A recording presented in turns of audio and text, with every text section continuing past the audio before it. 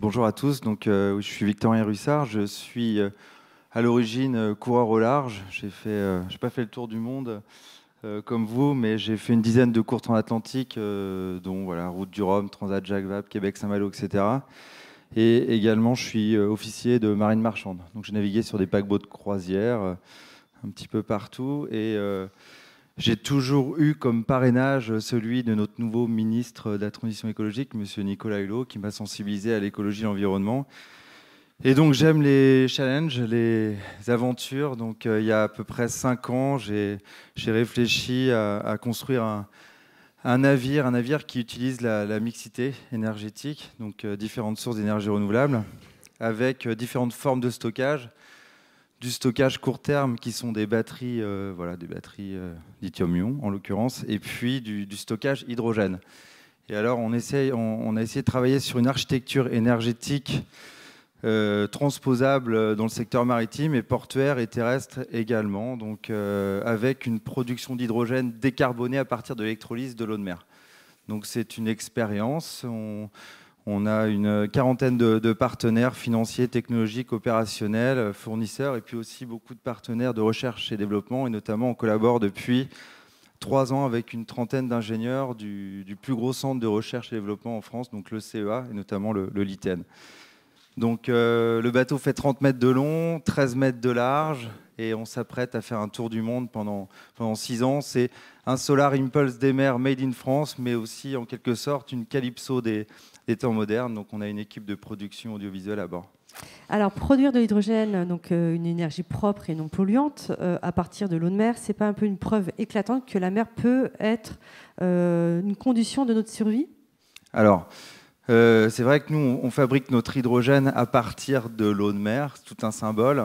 Mais l'hydrogène est l'élément chimique le plus présent dans l'univers, sauf qu'on ne le trouve pas à l'état naturel. Pour produire de l'hydrogène, il faut des énergies. Et le couplage avec les énergies renouvelables est extrêmement intéressant. Vous avez plusieurs façons de produire de l'hydrogène. 95% de l'hydrogène est produit à partir de vaporeformage, donc à partir des énergies fossiles.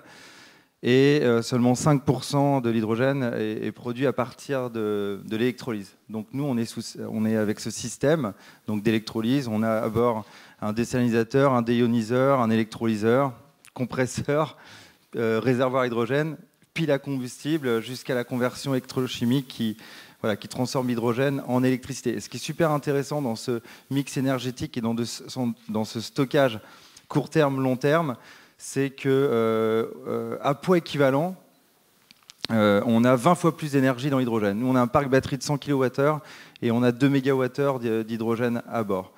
Voilà. Alors, d'où m'est venue l'idée? C'était il y a 5 ans. Je me suis intéressé au mix énergétique. J'avais une petite appréhension avec l'hydrogène et c'est Nicolas Hulot qui m'a sensibilisé sur les vertus de l'hydrogène. Alors, quelles sont les possibles applications de l'hydrogène, justement, à partir de cette eau de mer? Qu'est-ce qu'on peut produire? Ce qui est intéressant avec l'hydrogène, c'est pas une énergie en tant que telle, c'est un vecteur énergétique qui est là pour pallier à la problématique des intermittences énergétiques. Donc, qu'est-ce qu'on fait quand il n'y a plus de soleil, quand il n'y a plus de vent, quand il fait nuit? On a cet hydrogène que l'on peut stocker. Et donc, en l'occurrence, là, sur la mer, il y a cette eau de mer, mais à terre, le même système peut être déployé avec de l'eau, tout simplement.